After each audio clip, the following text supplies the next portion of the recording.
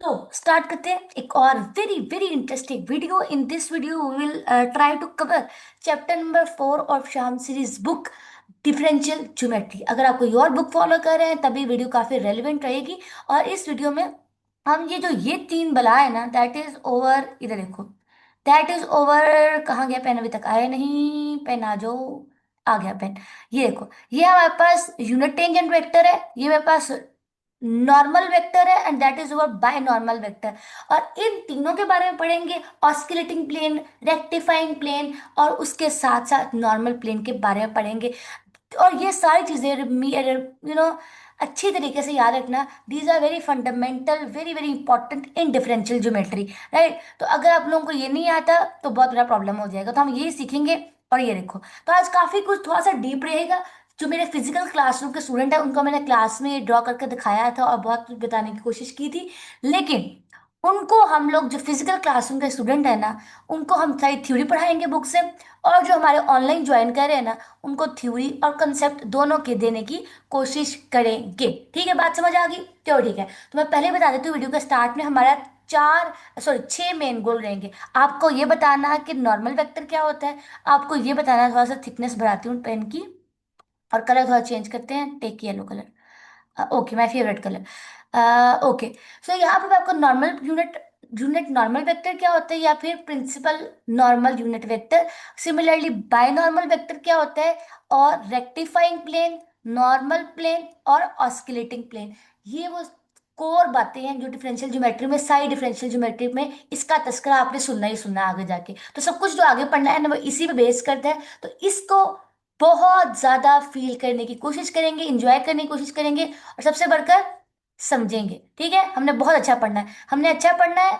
अच्छी सीजीपी लेने के लिए हमने अच्छा पढ़ना है कि हमने यहाँ से कुछ बनना है। ठीक है, हमने कोई बड़े काम दुनिया में करने हैं। ठीक है, स्टार्ट करते हैं। सबसे पहले मैं आपको बताऊंगी, हमारे पास याद रखना, जिसमें मैं डब्बा बनाऊं इसका मतलब है कि उसकी डेफिनेशन आपने करनी है।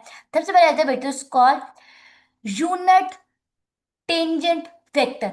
बहुत ध्यान से सुनना, यूनिट टेंजेंट वेक्टर क्या होता है। पहली बात है, यहां पर यूनिट का वर्ड लिखा है, याद रखना जहां पर भी वेक्टर लिखा हो और वेक्टर के साथ यूनिट का वर्ड आ जाए, इसका मतलब है ऐसा वेक्टर है जिसका लेंथ 1 है। यूनिट वेक्टर का वैसे भी लेंथ 1 होता है ना, तो यहाँ पर यूनिट लिखा है और टेंजेंट लिखा है और वेक्टर लिखा है। इट मीन्स दैट ऐसा टेंजेंट वेक्टर है, ऐसा टेंजेंट वेक्टर है जिसकी लेंथ 1 है। बात समझ आ गई? आई होप आई हो। अब बाकी सारी थ्योरी को छोड़ो और सीधा डायरेक्टली हम इधर आ जाएंगे। ठीक है, जो काम की बात है उस पर ही रहेंगे। आज मैं ज्यादा लंबी वीडियो नहीं बनाना चाहती। मुझे पता है जो ऑफलाइन के बच्चे हैं वो भी मुश्किल से वीडियो देखते हैं, और जो ऑनलाइन के बच्चे वो पढ़ने के लिए आए हैं, क्योंकि उन्होंने ये बात पहले नहीं पढ़ी, तो उनके लिए भी सब कुछ छकेंगे। तो याद रखना। और ऑफ कोर्स पहली बात ये है कि जो यूनिट टेंजेंट वेक्टर है ना, वो टी डैश से रिप्रेजेंट किया जाता है वेक्टर। और इसको किसके इक्वल होता है?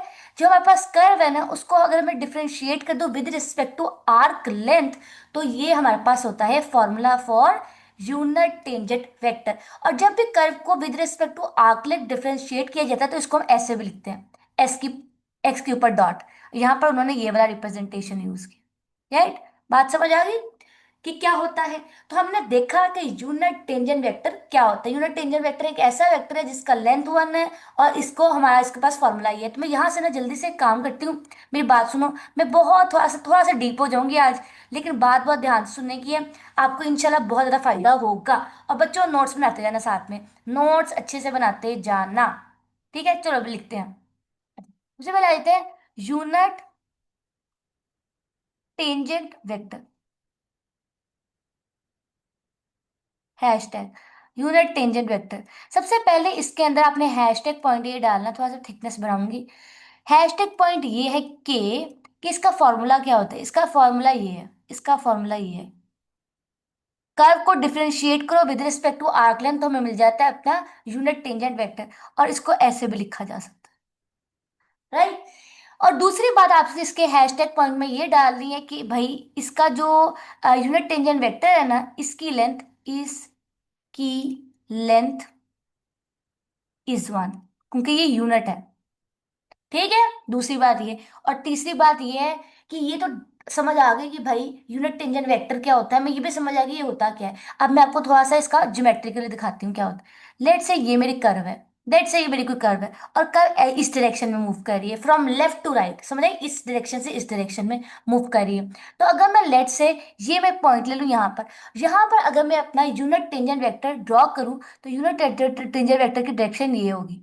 अब इसकी डायरेक्शन सिर्फ यही क्यों होगी? तो याद रखना इसकी वजह ये है कि unit tangent vector gives us the direction of curve. याद रखना ये हमें डायरेक्शन ऑफ कर्व देती है। तो याद रखना अगर कर्व जो लेफ्ट से राइट मूव करे तो टेंजेंट टेंजेंट वेक्टर की डायरेक्शन ऐसे होगा, ठीक, give us the direction of curve. और अगर लेट से कर्व इस तरह हो जाती, या देखो एक और कर्व ले लेते हैं आपके लिए। लेट से कर्व ऐसी है, ओके, ये कर्व है, कर्व ऐसे हो सकती है, इसमें क्या टेंशन है। ये लो कर्व अब ऐसे मूव कर रही है, मैंने तो बताती हूँ, मैंने यहाँ पे एरो बनाया है। तो अब कर्व ऐसे मूव कर रही है। अब मैं किसी भी point per unit tangent vector draw करूँ, लेट से इस पॉइंट पर, तो अब डायरेक्शन ये होगी, क्योंकि डायरेक्शन कर्व की है तो इस साइड पे पॉइंट करेगा। तो जो कर्व की डायरेक्शन है ना, जिस side per unit tangent vector उस साइड पर उस डायरेक्शन में पॉइंट करता है, ऐसा वेक्टर, ऐसा एरो ड्रॉ किया जाता है। बात समझे, एरो भी तो कह सकते हैं ना, कह सकते हैं ना, हाँ कह सकते हैं, ठीक है। बात समझ आ गई सबको? कोई डाउट, कोई सवाल तो पूछे, है कोई डाउट? पता है कैसे पूछना है सवाल? आपको पता है, नीचे पूछो, व्हाट्सएप पे पूछो, पूछ लेना बस। ये हमारा पहला पॉइंट था, हो गया डन। ओके, बात समझ आ गई सबको? आई होप कि आपको आई हो। आगे बढ़ते हैं नेक्स्ट की तरफ। नेक्स्ट टॉपिक क्या है हमारे पास? अच्छा, ये हेलिक्स की एग्जांपल है, इसको हम बाद में देखेंगे, एग्जांपल्स को वी विल सॉल्व लेटर इंशाल्लाह। उसके बाद आता है tangent line. Tangent line, tangent line यहां लिख लेते हैं, टेंजेंट लाइन, टेंजेंट लाइन।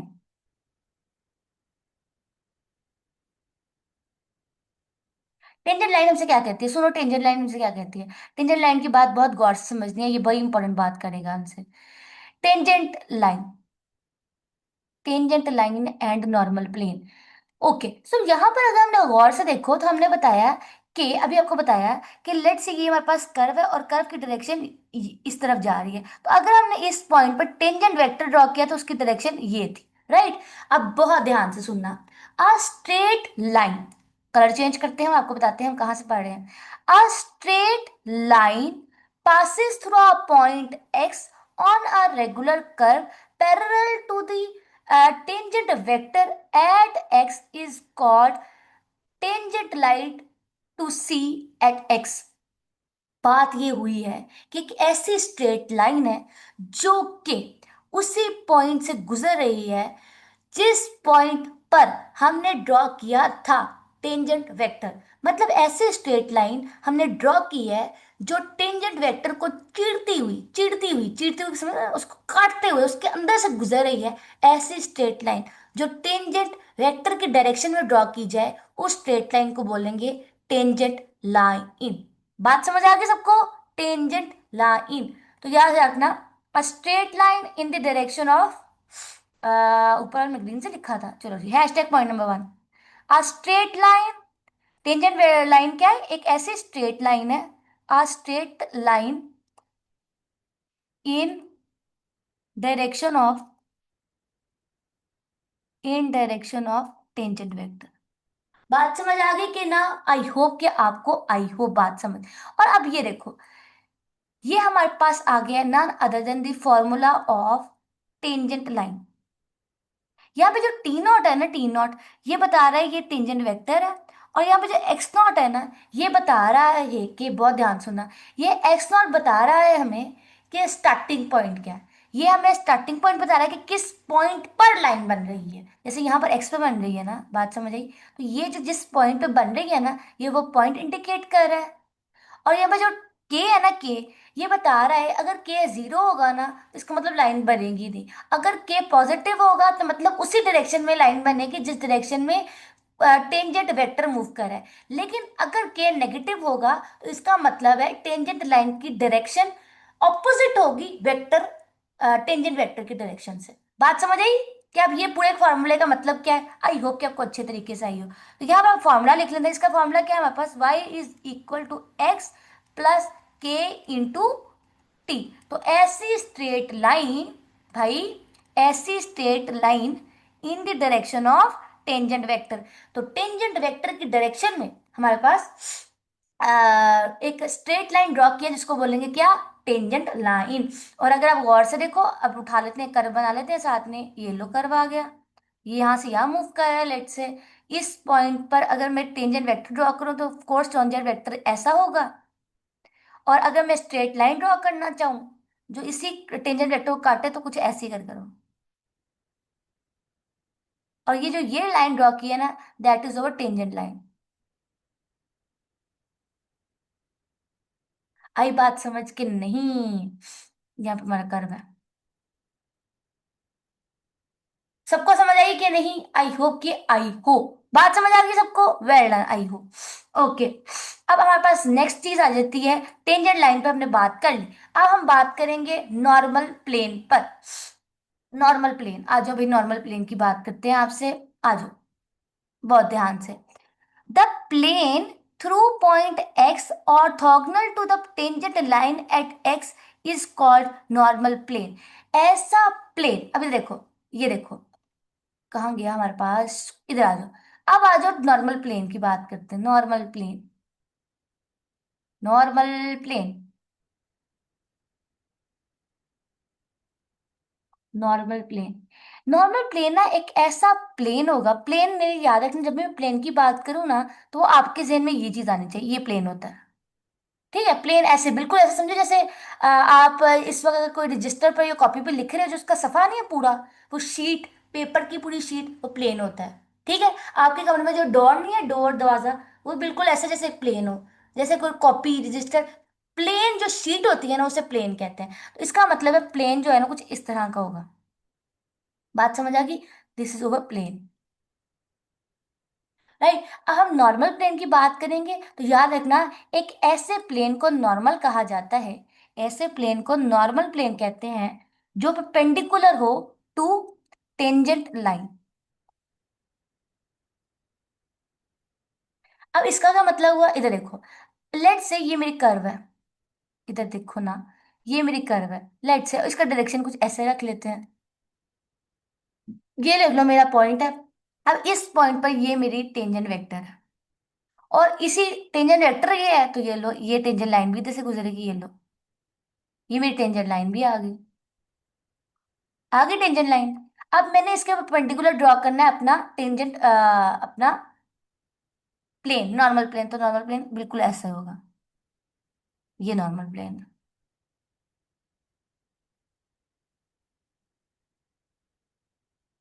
आई बात समझ कि नहीं आई? आई होप आई हो। मेरे पास एक डायग्राम है, कहाँ गई वो डायग्राम, आई थिंक से ऊपर है, इधर देखो मैं आपको दिखाती हूँ। ये देखो बहुत ध्यान से इस डायग्राम को देखना, ये मेरे पास टेंजेंट वेक्टर है। थोड़ा सा साफ करके ड्रॉ करती हूँ, टेंजेंट वेक्टर इस डायरेक्शन में बन रहा है, ये टेंजेंट वेक्टर। तो नॉर्मल प्लेन इसके बिल्कुल परपेंडिकुलर ये है। बात में बिल्कुल परपेंडिकुलर नजर आ रहा है यार, ऐसे समझो, ये देखो ये टेंजेंट वेक्टर अंदर से निकल रहा है इसके, चीरता हुआ। बात समझ आई कि नहीं? तो नॉर्मल प्लेन नजर आ रहा है उसके परपेंडिकुलर है आपको, यही बात सारी पॉइंट की है। अब देखो, नॉर्मल प्लेन और टेंजेंट वेक्टर एक दूसरे के परपेंडिकुलर है तो इनका डॉट प्रोडक्ट क्या होगा, कोस अंडा, क्या होगा, अंडा। सो इसका मतलब है, इसका इक्वेशन कैसे बनेगा नॉर्मल प्लेन का, y minus x dot t, tangent vector क्या आएगा, zero. This is the equation of normal plane, equation of normal plane,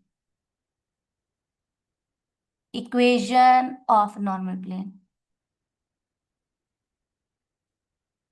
normal. बात समझ आई कि नहीं दोस्त, सबको आ गई बात समझ? वेल, ये देखो ये लिखा, ठीक है। यहां पर देखो ये जनरलाइज फॉर्म लिखी हुई है, ये मैंने ये वाली फॉर्म ली है। तो हमने टेंजेंट लाइन और नॉर्मल प्लेन क्या होता है ये देख लिया, बात समझ आई सबको? आई होप के आई हो।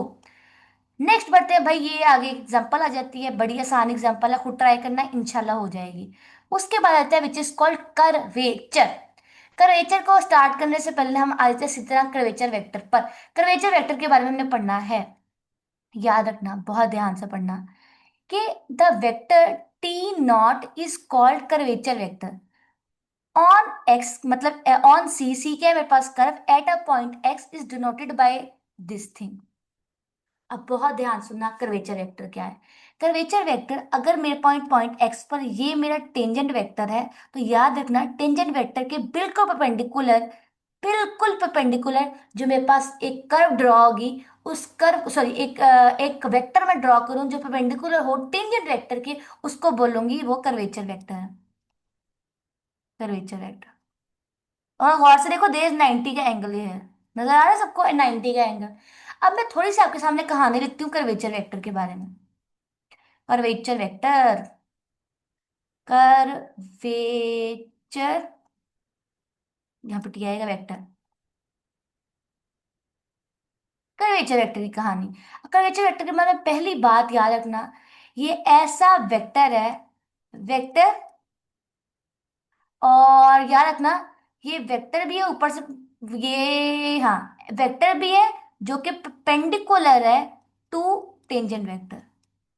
याद रखना कि नॉर्मल प्लेन, प्लेन था जो टेंजेंट लाइन के परपेंडिकुलर था, लेकिन ये एक वेक्टर है जो टेंजेंट लाइन के परपेंडिकुलर है। तो प्लेन और वेक्टर को मिक्स नहीं करना। बात समझ आई कि नहीं? आई होप को अच्छे तरीके से है ना। तो अगर बहुत गौर से याद रखना, इधर से ले लेते हैं एक कर्व, लेट से कर्व इस तरह करते हैं, ऐसे ले लेते हैं, ये लो कर्व इधर जा रही है, बन गई कर्व, हाँ बन गई। हम कर्व को थोड़ी डायरेक्शन इस पॉइंट पर, क्योंकि कर्व की डायरेक्शन यहाँ है तो टेंजेंट वेक्टर ऐसे करके यहाँ बनेगा। बात समझ आई? उधर मूव कर रहा है ना, बात समझ आई? और कर्वेचर वेक्टर के बारे में ना एक बात बहुत ध्यान से याद रखना, कर्वेचर वेक्टर ऑलवेज पॉइंट्स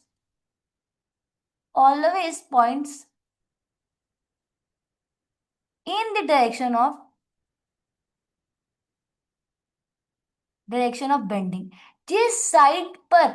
अब याद रखना पहली बात कर्वेचर वेक्टर के बारे में हमने क्या बताई, कि वो परपेंडिकुलर होगा टेंजेंट वेक्टर के। वो परपेंडिकुलर तो होगा। अब देखो ये परपेंडिकुलर है, अब मैं दो तरह से परपेंडिकुलर ड्रॉ कर सकती हूँ। एक तो परपेंडिकुलर बिल्कुल यहाँ ड्रॉ कर लूँ, एक परपेंडिकुलर यहाँ ड्रॉ कर लूँ। लेकिन मैंने ये वाले परपेंडिकुलर को कहना है कि ये वाला परपेंडिकुलर ना मेरा कर्वेचर वेक्टर है, इस वाले को मैंने नहीं लेना। उसकी वजह क्या है? क्योंकि कर्वेचर वेक्टर हमेशा पॉइंट करता है टुवर्ड्स बेंडिंग, जिस साइड पर कर्व मुड़ रही है और इस साइड पर कर्व बेंड हो रही है, बेंडिंग आ रही है। बात समझ आई कि नहीं? कर्वेचर वेक्टर हमेशा उस कर्व की उस साइड की तरफ पॉइंट करेगा, उस साइड की तरफ जाएगा जहां पर बेंड हो रही होगी, कर्व मुड़ रही होगी। याद रखना, ठीक है? क्योंकि हमें दो ऑप्शंस ले सकते थे, लेकिन मैंने उसमें ऑप्शन में से वो वाला ऑप्शन सेलेक्ट करना है जो कर्व की बेंडिंग की तरफ जा रहा हो, जो कर्व की टर्निंग की तरफ जा रहा हो। बेटा बहुत ध्यान से सुनो, इट्स वेरी इंपॉर्टेंट। आपने एक बात समझनी है कि ये बहुत ज्यादा इंपॉर्टेंट है। आगे जितने भी हमने कॉन्सेप्ट पढ़ने हैं ना कर्व से रिलेटेड, वो सारे इस पर डिपेंड करते हैं। प्लीज ध्यान से सुनो, फोकस होके सुनो। आ रही बात समझ? पक्की बात? तो भाई आगे बेंडिंग होने का मतलब क्या है? ओके। ओके, तो यार इतना अच्छा कर्वेचर वेक्टर का हमने ये देख लिया कि वो पॉइंट कहाँ करेगा, और अब ये परपेंडिकुलर है, तो इसका भाई लिख लो जल्दी से, इसका फॉर्मूला क्या होता है? कर्वेचर वेक्टर का फॉर्मूला ये होता है, याद है कर्वेचर वेक्टर को के ऊपर डैश से रिप्रेजेंट करते हैं। ये कैसे होता है? ये जब भी हम अपनी कर्व के टेंजेंट वेक्टर को डिफरेंशिएट करते हैं with respect to arc length, तो वी विल गेट क्या? Curvature vector. Curvature vector t जो है, टी को लिख सकते हैं एक्स का डॉट, और ये भी इक्वल है एक्स का डबल डॉट। बात समझ आई कैसे मैंने लिखा है? आई होप कि तुम्हें अच्छे तरीके से समझ आई ये वाले रिलेशनशिप। इंपॉर्टेंट बात, अच्छी बात, इंपॉर्टेंट बात।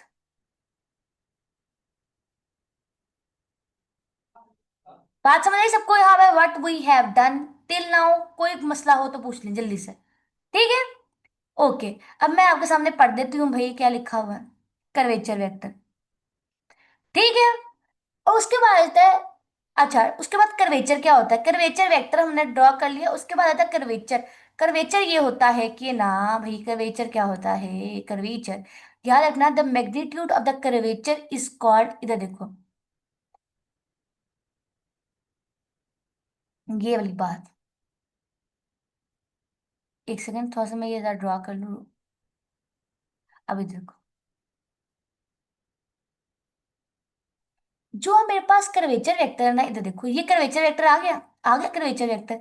अगर मेरे पास अब खाली कर्वेचर क्या होता है? खाली कर्वेचर क्या होता है? खाली कर्वेचर, खाली कर्वेचर क्या होता है? उसके बाद रेडियस ऑफ कर्वेचर क्या होता है मेरे पास? थोड़ा साफ करके पीछे लिखने की कोशिश लिखेंगे, इधर आओ। सब कुछ एक समय पे लिख देते हैं। उसके बाद आता है रेडियस ऑफ कर्वेचर, क्या होता है? उसके बाद आ जाता है मेरे पास पॉइंट ऑफ इन्फ्लेक्शन, क्या होता है?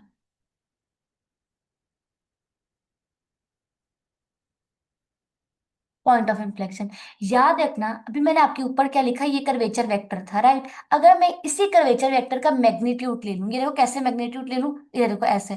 कर्वेचर वेक्टर का मैग्नीट्यूड ले लो। कर्वेचर वेक्टर का मैग्नीट्यूड ले लो। अब वेक्टर का जब भी हम मैग्नीट्यूड लेते हैं तो हमें आंसर में क्या मिलता है?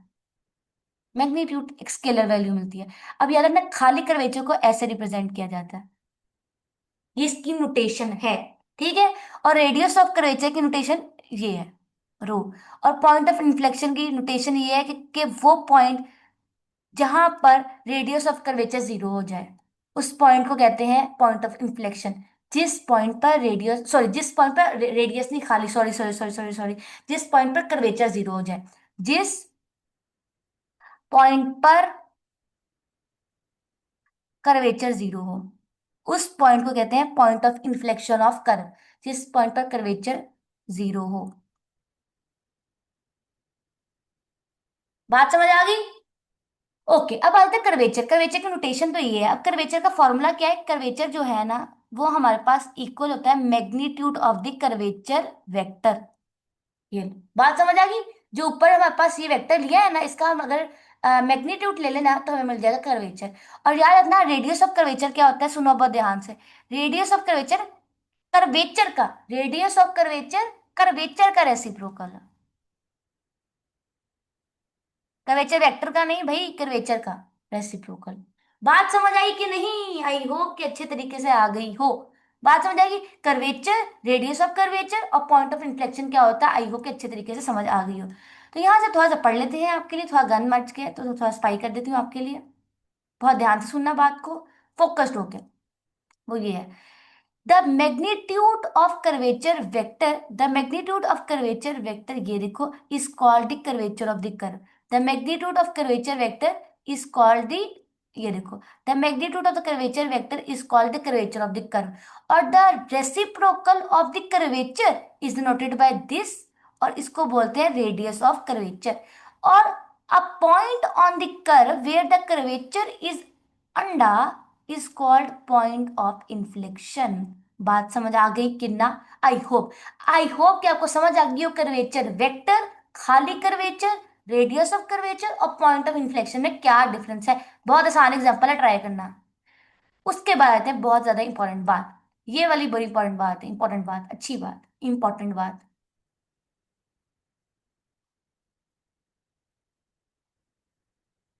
पॉइंट बात ये है कि याद रखना, when ever curvature is zero, जब हमारे पास कर्वेचर जीरो हो जाए, जब कर्वेचर जीरो हो, कर्वेचर कब जीरो होता है, मेरी बात सुनो। यहाँ पे मैं सुनते हैं एक बहुत इंटरेस्टिंग बात, ये इंपॉर्टेंट बात है, पेपर में आ सकती है, पेपर में आने वाला सवाल है ये, ठीक है? सुनो बहुत ध्यान से। वेन कर्वेचर इज जीरो, जब कर्वेचर जीरो होती है तो कर्व कैसा बिहेव करता है? वेन कर्वेचर इज जीरो, ये हमने देखना है। वेन कर्वेचर इज जीरो, तो इसका मतलब है कि हमारे पास, बहुत ध्यान से सुनने वाली बात है, कर्वेचर जीरो है, इसका मतलब है ये जीरो है। कर्वेचर जीरो है तो कर्वेचर किसके इक्वल होता है? मैग्नीट्यूड ऑफ कर्वेचर वेक्टर के। ये जीरो के इक्वल है। मैग्नीट्यूड ऑफ कर्वेचर वेक्टर के इक्वल है मैग्नीट्यूड ऑफ कर्वेचर वेक्टर। अब किसी, अगर किसी भी वेक्टर का मैग्नीट्यूड जीरो ना, तो किसी भी वेक्टर का मैग्नीट्यूड तब जीरो होता है जब वो वेक्टर खुद जीरो के इक्वल हो। तो इसका मतलब है कर्वेचर इज वेक्टर खुद जीरो के इक्वल है। कर्वेचर वेक्टर का मैग्नीट्यूड जीरो के इक्वल था, ये तब पॉसिबल है कि वो खुद जीरो के इक्वल हो। ये बात समझ आई? आई होप कि अच्छे तरीके से। पॉइंट समझ नहीं आया तो नीचे कमेंट बॉक्स में पूछ सकते हैं, व्हाट्सएप पूछ सकते हैं, जैसे मर्जी पूछना जरूर। इसका मतलब खुद इक्वल है। अब कर्वेचर वेक्टर किसके इक्वल है? इसके इक्वल है, टेंजेंट वेक्टर के डेरिवेटिव के with respect to arc length. अब टेंजेंट वेक्टर जीरो के इक्वल है। इसका मतलब यह है कि, इसका मतलब है derivative of tangent vector zero के इक्वल है। डेरिवेटिव कब जीरो होता है? डेरिवेटिव जीरो होता है जब हमारे पास जिसका डेरिवेटिव लिया जा रहा है वो एक कांस्टेंट हो। तो हम लेट करते हैं, इसका मतलब है कि जो डेरिवेटिव टेंजेंट वेक्टर है ना, वो किसी कांस्टेंट के इक्वल है, राइट, बात समझे, डेरिवेटिव कांस्टेंट का डेरिवेटिव जीरो के इक्वल होता है। लॉजिक समझते जाना। अब जो डेरिवेटिव टेंजेंट वेक्टर वो कांस्टेंट के इक्वल है, एक है, तो टेंजेंट वेक्टर खुद किसके इक्वल होता है, डेरिवेटिव ऑफ कर्व के, डेरिवेटिव ऑफ एक्स के। राइट, इसका फॉर्मूला तो यही होता है ना, इज इक्वल टू ए। अब देखो यहाँ पे सिचुएशन ये बन गई है कि डेरिवेटिव ऑफ एक्स ए की इक्वल है। अब जब डेरिवेटिव कांस्टेंट की इक्वल है तो याद रखना, जब डेरिवेटिव कांस्टेंट की इक्वल हो तो वो इस किस्म की फॉर्म होती है। ये कब होता है, जो ऐसा हो, x is equal to a x plus b हो। बात समझ आई कि नहीं? आई होप कि समझ आई हो कैसे ये पूरी एक कहानी बनी है। समझ आई? कर्वेचर जीरो की इक्वल है तो ये बात है, फिर कर्वेचर वेक्टर सबके फॉर्मूलाज लगाकर हमने बनाई है। तो हमें हमें इस सारी कहानी से पता ये लगा, हमें ये कहानी से पता क्या लगा, और अगर आप गौर से देखो तो ये किसकी फॉर्म है, ये किसकी रिप्रेजेंटेशन है, किसकी इक्वेशन है, सोच के बताओ। It is equation of straight line. It is equation of straight line. So इससे हमें पता चला कर्वेचर कब जीरो होगा, हमें पता क्या चला, कर्वेचर कब जीरो होगा, जब कर्व जो है इसको हमने जब उल्टा सॉल्व किया तो वी गॉट दैट कि जब हमारी कर्व स्ट्रेट लाइन होगी ना, कर्वेचर जीरो के इक्वल होता है। यहां से हमें ये पता चला, बिकॉज इसका मतलब है कर्वेचर, कर्व स्ट्रेट लाइन थी, कर्वेचर जीरो है। इसका मतलब ये we can say that, because, बल्कि लिखो बिकॉज, कर्वेचर में क्या बताता है, कर्वेचर इस बात को इंडिकेट करता है कि बेंडिंग है कि नहीं है। अब स्ट्रेट लाइन के अंदर तो कोई बेंडिंग नहीं होती, मतलब कोई टर्न नहीं होता, कोई ट्विस्ट नहीं होता। That is why we can say that, we can say that straight line has no bending, क्योंकि उसका कर्वेचर जीरो है। अगर उसके अंदर जरा सा बेंडिंग होता तो कभी भी उसका कर्वेचर जीरो ना होता। So we can say that straight line has no bending. ये बेटा, बेटा मैं एक बात बताऊं, ये शॉर्ट क्वेश्चन आ सकता है, अच्छा सवाल है। क्या वैन कर्वेचर इज जीरो? मुझे लगता है ये हमें आया था शायद, पता नहीं, ये अच्छा सवाल है, आ सकता है। राइट, और ये सारी कहानी यहाँ पे यही लिखी हुई है जो मैंने आपको बयान फरमाई है, यहाँ से देखो, ये सारी कहानी यही लिखी हुई है, पूरी किताबें पढ़ लेना, ये देखो क्या लिखा हुआ है। कर्वेचर इज जीरो पे टेंजेंट वेक्टर, फिर ये देखो कर्व इस फॉर्म का आ गया, और इसका मतलब है कर्व क्या है, स्ट्रेट लाइन है। बात समझ आई कि नहीं? और नीचे देखो यहाँ पर थ्योरम का स्टेटमेंट भी आपके लिए दिख रखा है। वो क्या है, a regular curve of class greater than equal to two is a straight line if and only if its curvature is zero. जब कर्वेचर जीरो होगा इसका मतलब है कर्व क्या है, एक स्ट्रेट लाइन है, कोई बेंडिंग नहीं है। कर्वेचर हमें बताता है कि बेंडिंग है या नहीं है। बात समझ आई कि नहीं? ओके, आई होप कि आई हो। अब हम आपसे कुछ और आगे बातें करेंगे, मजीद आपसे बात करेंगे, बहुत ज्यादा गौर से बात करने वाली है। और our next topic is principal normal, principal normal unit vector. अब ऑफ कोर्स यहाँ पे यूनिट का वर्ड लिखा है तो इसका मतलब है ऐसा वेक्टर है जिसका लेंथ क्या होगा, वन। यूनिट वेक्टर का वर्ड आया ना, वेक्टर का लेंथ वन,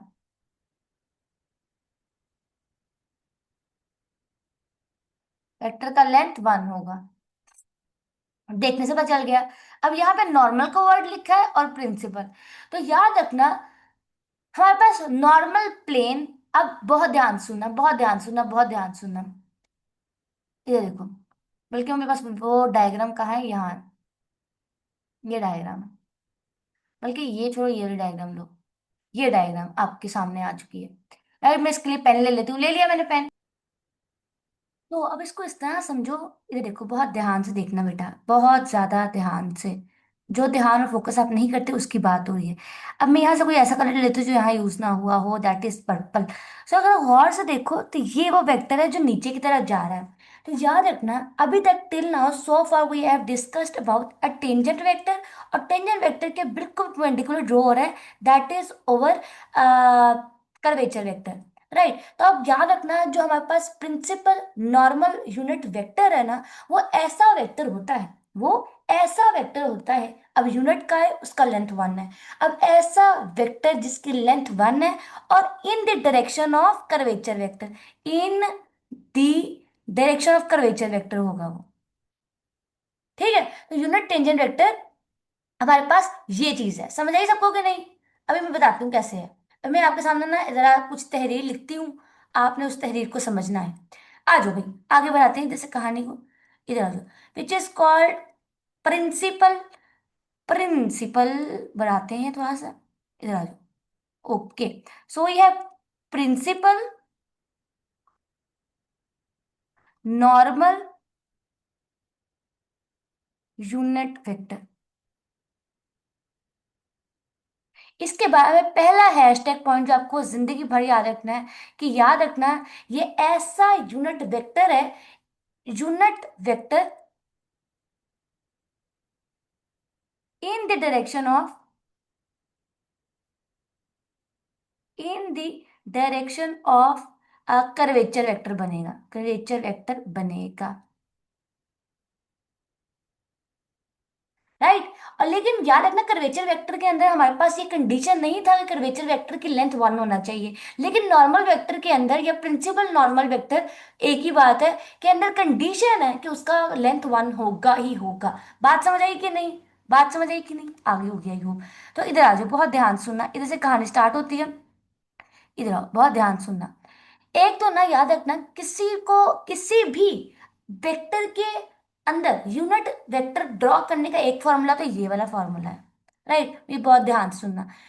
जो भी वेक्टर है ना, इस वेक्टर की डायरेक्शन में हमने एक डायरेक्शन में यूनिट वेक्टर ड्रॉ करना था। यूनिट वेक्टर, अगर खाली यूनिट वेक्टर ही ड्रॉ करना होता तो हम क्या करते, उस वेक्टर को डिवाइड करते उसकी मैग्नीट्यूड से तो निकाल सकते थे। लेकिन ये जो यूजुअल तरीका था ना, ये वाला जो पुराने जमाने का तरीका था, ये यहाँ पर तरीका हम यूज नहीं करेंगे कर्वेचर वेक्टर के लिए। कर्वेचर वेक्टर का यूनिट वेक्टर निकालने के लिए हम ये वाला फॉर्मूला इसलिए यूज नहीं करते, क्योंकि जब कर्वेचर जीरो हो जाता है ना, ये देखो ये वाला पॉइंट, क्योंकि कर्वेचर के अंदर कंडीशन है वो जीरो हो सकता है। तो जब कर्वेचर जीरो होगा ना, तो इसके डिनोमिनेटर में कर्वेचर आ रहा है, तो डिनोमिनेटर में जो हमारे पास वेक्टर है ना वो अनडिफाइन हो जाएगा। तो जो यूजुअल तरीका था ना, यूजुअल तरीका किसी भी वेक्टर का यूनिट वेक्टर फाइंड करने का, कर्वेचर के लिए भी हम वो नहीं लगा सकते थे क्योंकि कर्वेचर जीरो हो सकता है। तभी हमने कर्वेचर वेक्टर के लिए एक ऐसा वेक्टर लेकर आए, कर्वेचर वेक्टर का यूनिट वेक्टर एक ऐसा वेक्टर लेकर आए। ये देखो ये वो फॉर्मूला है। कर्वेचर वेक्टर के जो हमने ड्रॉ किया ना अपना यूनिट वेक्टर, वो ऐसा यूनिट वेक्टर था, वो ऐसा यूनिट वेक्टर था जो कि पैरेलल था, जो कि पैरेलल है यूनिट वेक्टर, जो कि पैरेलल है कर्वेचर वेक्टर के, पैरेलल है कर्वेचर वेक्टर के, कर्वेचर वेक्टर के। राइट। और ये देखो पैरेलल, अगर आपको याद हो तो ये पैरेलल, अगर आप अपने थोड़ी सी डीप बात कर लूं, अगर माइंड ना करना, ये ना पैरेलल लाइन का फॉर्मूला है। मैं अगर आपको दिखा सकूं, ये मेरे पास वेब है, parallel line for equation of parallel line, equation of two parallel lines. आपको फॉर्मूला नजर आएगा। इधर आओ जल्दी से, ये देखो फॉर्मूला देखना बहुत ध्यान से, खुल जाओ जल्दी से। ये ना असल में वो है अपना, खुल जाओ खुल जाओ खुल जाओ खुल जाओ खुल जाओ। नीचे चलते हैं। स्लोप का आ गया, स्लोप का आ गया, नहीं भाई। इधर आओ, दिखाती हूँ मैं आपको। देखो देखो देखो, पैरेलल लाइंस का फॉर्मूला क्या होता है, ये देखो। कौन सा ही निकल नहीं रहा। राइट, याद रखना दो पैरेलल लाइंस का जो फॉर्मूला होता है ना, वो इस तरह का होता है, निकल नहीं रहा है। इधर देखो इस तरह का होता है, ए इज इक्वल टू बी, और बी मल्टीप्लाई हो रहा है किसी कांस्टेंट से। राइट, मतलब ये कि ये दो लाइंस, एक ए और बी, एक दूसरे के पैरेलल है, लेकिन यहाँ पर एक कांस्टेंट इन्वॉल्व है, मतलब इन दोनों की लेंथ सेम नहीं है। बात समझ आई?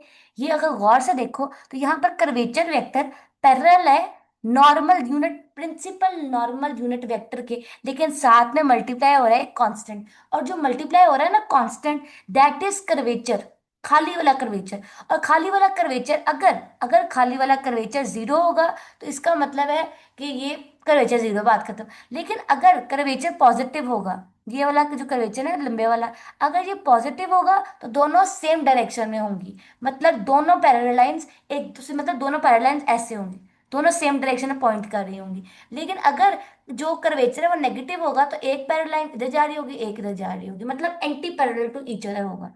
आई होप कि ये बात समझ आई हो। अगर किसी को ये बात समझ नहीं आई तो आप मुझसे पूछिए, 100 दफा पूछिए, लेकिन याद रखना प्रिंसिपल नॉर्मल वेक्टर एक ऐसा वेक्टर होता है जो इन द डायरेक्शन ऑफ, यहाँ लिखा है ना हमने, हाँ, ये जो in the direction of curvature vector बनता है, और इसका इस principal normal vector unit vector का फॉर्मूला कैसे है? ये देखो कैसे है, ये ऐसे बनता है। Curvature vector is equal to multiply होगा खाली कर्वेचर से और multiply by unit tangent unit normal vector. ये फॉर्मूला है इसका। ठीक है, बात समझ आई? ये प्रिंसिपल नॉर्मल यूनिट वेक्टर का फॉर्मूला है। और यहाँ पे एक और बात, ये अगर लिखना चाहो तो लगे हाथों लिख लो। तो यार यार येलो से नहीं लिखना, ब्लू से लिखना है कि ये जो प्रिंसिपल नॉर्मल जो लाइन है ना, प्रिंसिपल यूनिट वेक्टर, ये परपेंडिकुलर होगा टेंजेंट वेक्टर के। ये परपेंडिकुलर टू टेंजेंट वेक्टर है। कैसे? ये देखो, ऐसे, ऐसे, जैसे इधर देखो, ये देखो, ये देखो, ये देखो, ये मेरे पास इस पॉइंट पर ये टेंजेंट लाइन है, ये टेंजेंट लाइन है, और इसके बिल्कुल परपेंडिकुलर ये है मेरे पास unit tangent vector.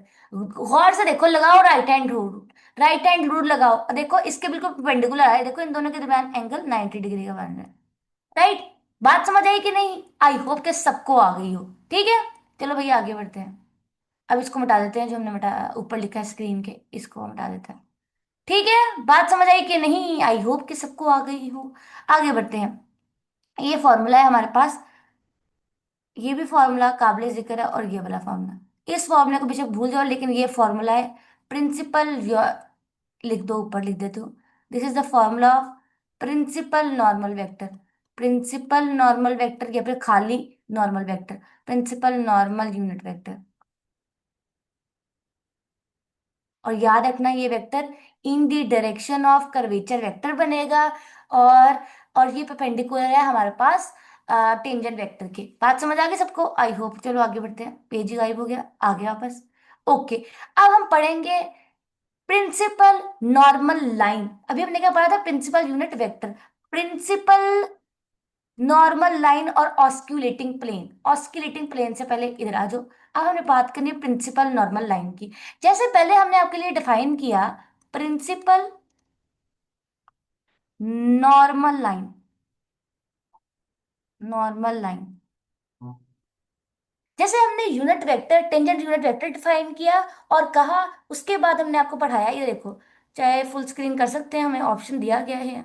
Can't open, okay ठीक है जी, वापस चलो, रिफ्रेश हो जाए, रिफ्रेश हो जाओ। रिलोड नहीं, नहीं नहीं, हमने सेव नहीं किया हुआ इसको, रुको एक मिनट। तो प्रिंसिपल नॉर्मल लाइन बनेगी किस तरह? पहला हैशटैग पॉइंट लगाओ। ऐसी स्ट्रेट लाइन, ऐसी स्ट्रेट लाइन जो जो प्रिंसिपल नॉर्मल वेक्टर के अंदर से गुजरे उसको बोलते हैं प्रिंसिपल नॉर्मल लाइन। ठीक है, स्ट्रेट लाइन गुजरे प्रिंसिपल नॉर्मल वेक्टर की तरह।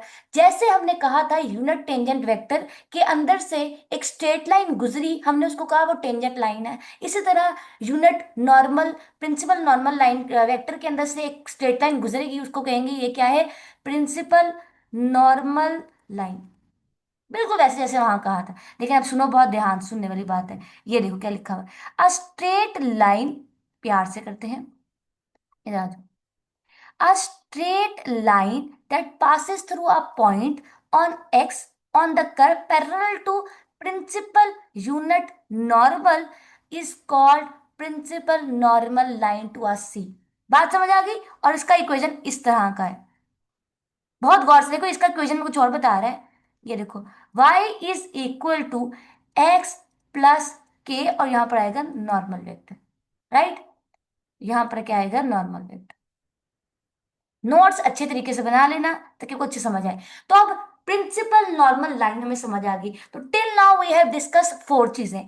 द फोर चीजें इज, इधर देखो, हमने बात कर ली आपके सामने, ये tangent vector, tangent vector unit tangent vector, tangent line, normal plane. और अब हम बात करेंगे, अब हम बात करेंगे, अच्छा ये देखो, नॉर्मल लाइन के बाद हमने आपसे बात की इस चीज की, which is called principal normal vector, और उसके बाद प्रिंसिपल नॉर्मल लाइन की। अब एक और बात सुन लो तो बहुत हमको अच्छा लगेगा, वो बात बहुत ध्यान से सुनने की है।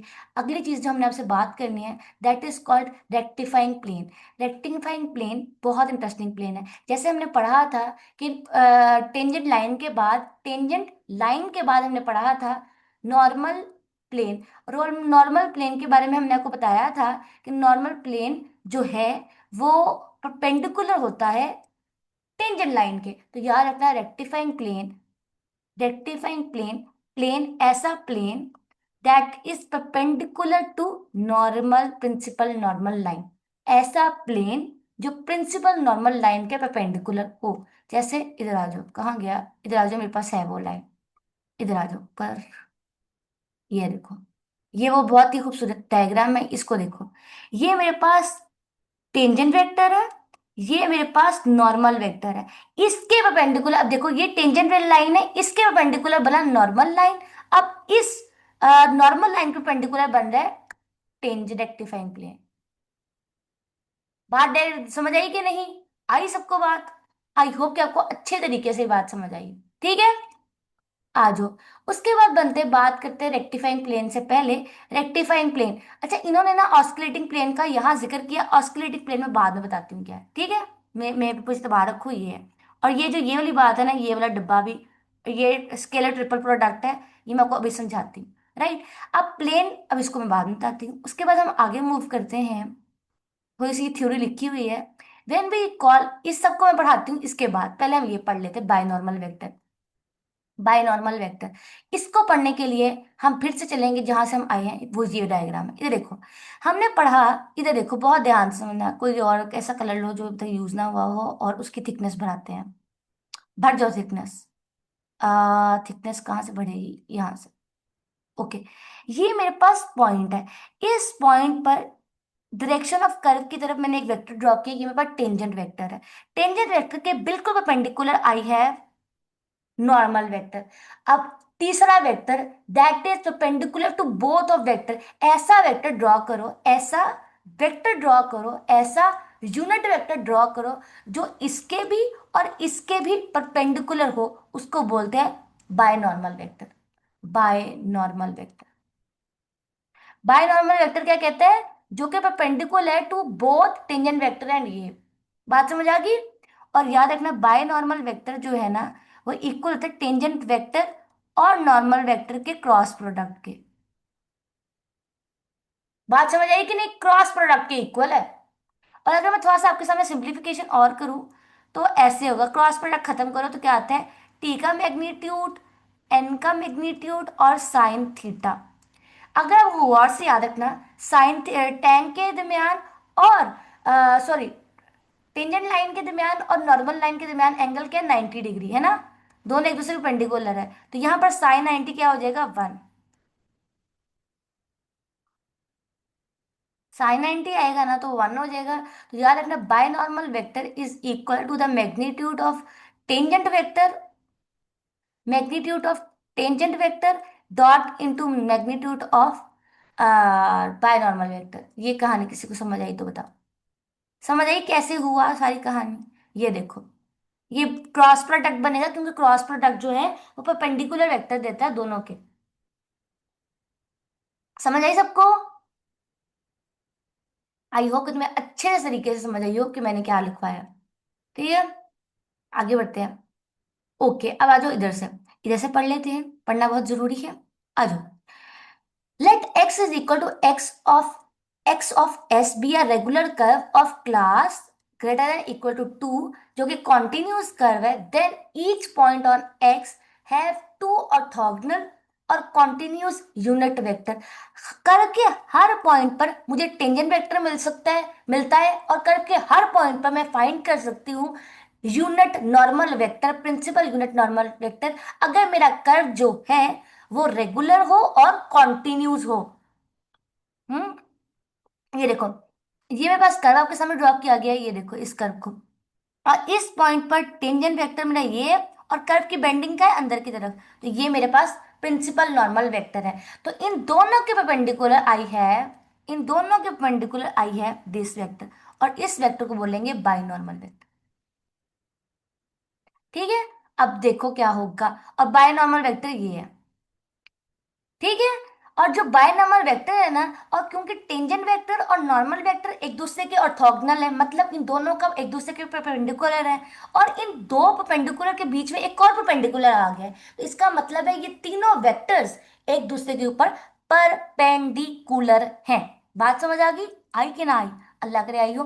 वी ऑब्जर्व दैट कि जो बी वेक्टर है वो भी कॉन्टिन्यूस है और उसकी भी लेंथ यूनिट है, क्योंकि इसका लेंथ भी यूनिट है, इसका लेंथ भी यूनिट है। तो जो इनके क्रॉस प्रोडक्ट से नया वेक्टर बनेगा वो भी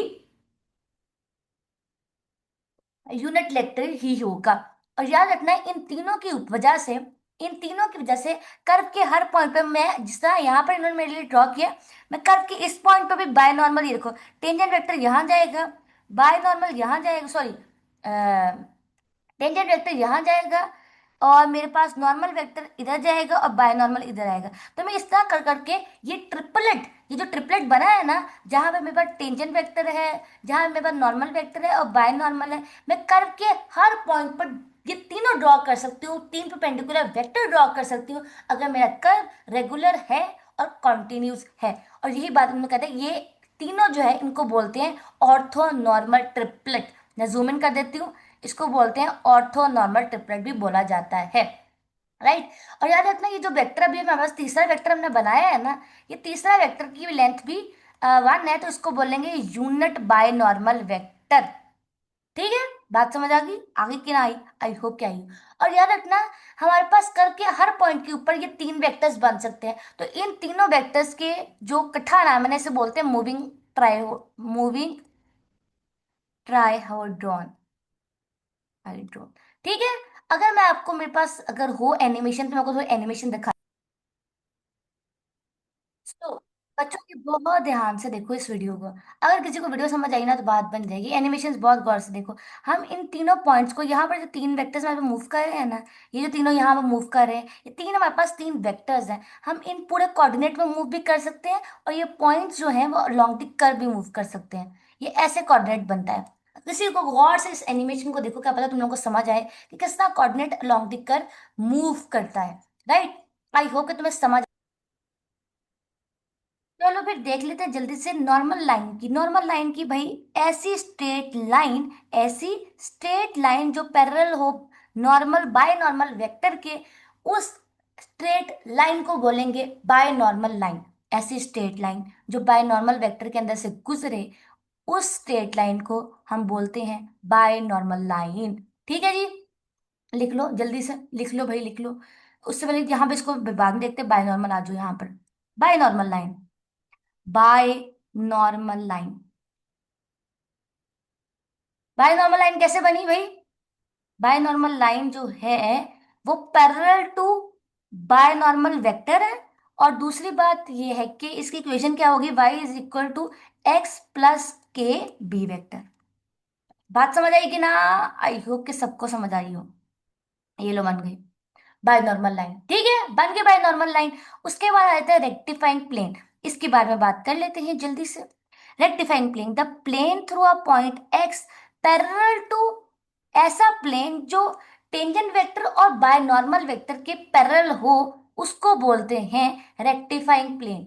अब देखो पैरेलल, अब यहाँ देखो पैरेलल टू, यहाँ लिखो पैरेलल, ऐसा plane is parallel to tangent vector and binormal vector.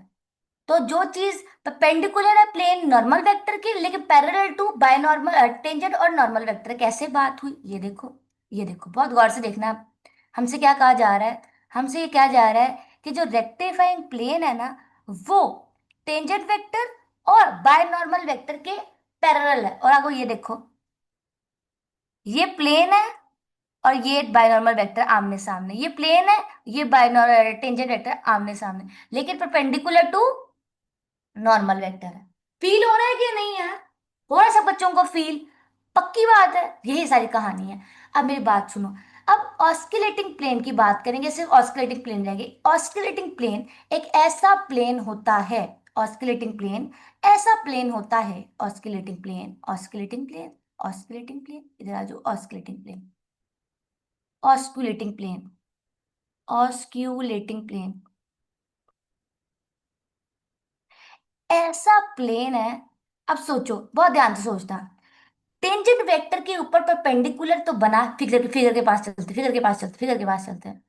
Figure कहाँ गया? ये है। इस देखो बहुत ध्यान से, फिगर को बहुत ध्यान से देखना, मैं आपको फिगर दिखाकर एक बात मनवाना चाहती हूँ आपसे, आपके मुंह से आप मानोगे इंशाल्लाह। इधर देखो बहुत ध्यान से। सब बच्चे ऊपर देखें, जो नीचे देख रहे हैं, दाएं देख रहे हैं, वो भी सब देखें। इस फिगर को बहुत ध्यान से देखना कि जो टेंजेंट वेक्टर के ऊपर परपेंडिकुलर तो बना नॉर्मल प्लेन, नॉर्मल वेक्टर के ऊपर परपेंडिकुलर बना रेक्टिफाइंग प्लेन। अब बायनॉर्मल के ऊपर परपेंडिकुलर बनेगा ऑस्कुलेटिंग प्लेन। बात समझ आई? बायनॉर्मल के ऊपर परपेंडिकुलर कौन सा है? Osculating plane. नॉर्मल के ऊपर कौन सा है? Rectifying plane. टेंजेंट के ऊपर कौन सा है? Normal plane. बात समझ आई कि नहीं? तो यहाँ पे वही लिखेंगे जहां पे भी हम लिखा है, इधर आगे लिखे हैं। कहाँ गया? यही है। तो ये क्या है भाई? Perpendicular to binormal line, right. लेकिन अगर परपेंडिकुलर है बाय नॉर्मल के, तो पैरेलल होगा, पैरेलल होगा to tangent and normal vector. याद रखना। मैं आपको एक और बात बताऊं, एक बहुत ध्यान से सुनना, बहुत ध्यान से सुनना, शायद आपको समझ आए कि जो plane tangent vector tangent line के परपेंडिकुलर है हमारे पास नॉर्मल प्लेन, तो नॉर्मल प्लेन टेंजेंट लाइन का तो परपेंडिकुलर, टेंजेंट लाइन के परपेंडिकुलर ये है, लेकिन ये इसके परपेंडिकुलर है, लेकिन बाकी दोनों के पैरेलल है, मतलब बाय नॉर्मल और नॉर्मल वेक्टर के नॉर्मल प्लेन पैरेलल होगा।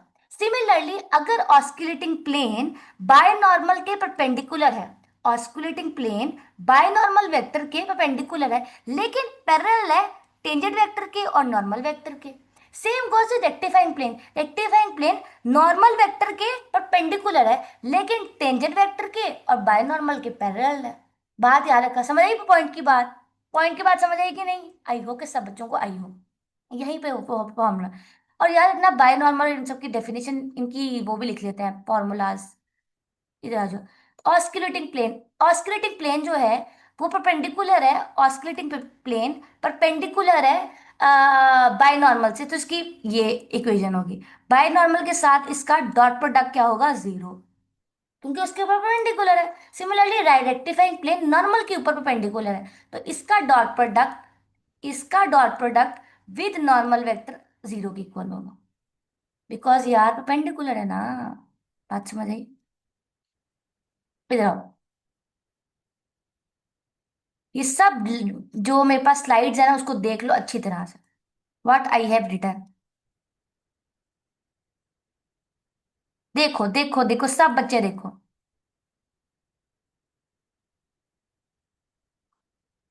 बात समझ आई? अच्छा, उसके बाद ना मैंने एक इंपॉर्टेंट बात करनी थी, मुझे भूलना चाहे, वो ये है कि जब भी आपने क्या करना है कि जब भी ऐसा हो कि कर्व की डायरेक्शन देखनी है, और कर्व की डायरेक्शन में जो आपकी ये वाली उंगली है ना, माशाल्लाह शहादत की उंगली, ये उंगली हमेशा हमें बताएगी टेंजेंट वेक्टर के बारे में। तो जब टेंजेंट वेक्टर को ड्रॉ कर लो ना, तो आपकी जो दूसरी उंगली है ना, ये पॉइंट टू वर्ड्स होगी, ये आपको बताएगी प्रिंसिपल नॉर्मल वेक्टर के बारे में। और जो आपका थंब है ना, थंब, वो आपको हमेशा बायनॉर्मल के बारे में बताएगा। तो हमेशा आपने टेंजेंट वेक्टर को उस डायरेक्शन में रखना है, अपनी इस उंगली को उस डायरेक्शन में रखना है जिस डायरेक्शन में टेंजेंट कर्व की डायरेक्शन है। टेंजेंट वेक्टर ड्रॉ कर लोगे, बाकी दोनों जो हाथ की बाकी दो उंगलियां है ना, वो दोनों बाकी दोनों की डायरेक्शन आपको बता देगी। बात सबको बात समझ आई कि ना? आई होप कि आई हो। यहाँ से हमने सब कुछ पढ़ लिया है, और ये वाली बात आई बात समझ के नहीं? ये देखो, normal vector is perpendicular to tangent vector, osculating plane is perpendicular to binormal vector, normal plane के perpendicular ये रेक्टिफाइंग प्लेन है, नजर नहीं आ रहा है? ये रेक्टिफाइंग प्लेन है। बात समझ आ गई? And that is their equations, जिसको हमने आपको खोल कर बयान करके बयान बता दिया। ठीक है, ओके। ये वाली भी सारी थ्योरी पढ़ ली, थ्योरी का एक पार्ट ये वाला रह गया था, ये वाला है। अब याद रखना, अभी मैंने आपको बताया कि रेक्टिफाइंग प्लेन की एक डेफिनेशन ये लिखी हुई है। अब ये वाली डेफिनेशन क्यों लिखी हुई है? उसका मतलब ये है कि जो rectifying plane, sorry osculating plane, sorry sorry sorry, osculating plane जो था वो बाय नॉर्मल के, ऑस्कुलेटिंग प्लेन बाय नॉर्मल के परपेंडिकुलर था। तो याद रखना, ऑस्कुलेटिंग प्लेन बाकी दोनों के, मतलब टेंजेंट वेक्टर के और नॉर्मल वेक्टर के साथ इसका डॉट प्रोडक्ट जीरो होगा, बिकॉज ये तीनों वेक्टर्स एक दूसरे के पैरेलल हैं। ये देखो, नॉर्मल वेक्टर, ये क्या है? टेंजेंट वेक्टर, और ये पूरा का पूरा ऑस्कुलेटिंग प्लेन, तीनों एक दूसरे के पैरेलल है ना। तो याद रखना, तीन पैरेलल वेक्टर्स का जो dot product, sorry, scalar triple product होता है वो जीरो के इक्वल होता है। तो एक तो ये भी फॉर्मूला है। बात समझ आई कि नहीं? आई होप, क्या आई हो। That is all. I hope कि आपको बहुत कुछ सीखने को मिला हो, आपको बहुत मजा आया हो। प्लीज ध्यान से पढ़ लीजिए, अल्लाह के वास्ते पढ़ लीजिए, मुल्क को कौम के लिए पढ़ लीजिए, कुछ बनने के लिए पढ़िए। अच्छी सीजीपी अच्छी बात है, लेकिन प्लीज ऐसा पढ़िए, इतना अच्छा पढ़िए कि आप जिंदगी में कुछ बड़ा करिए।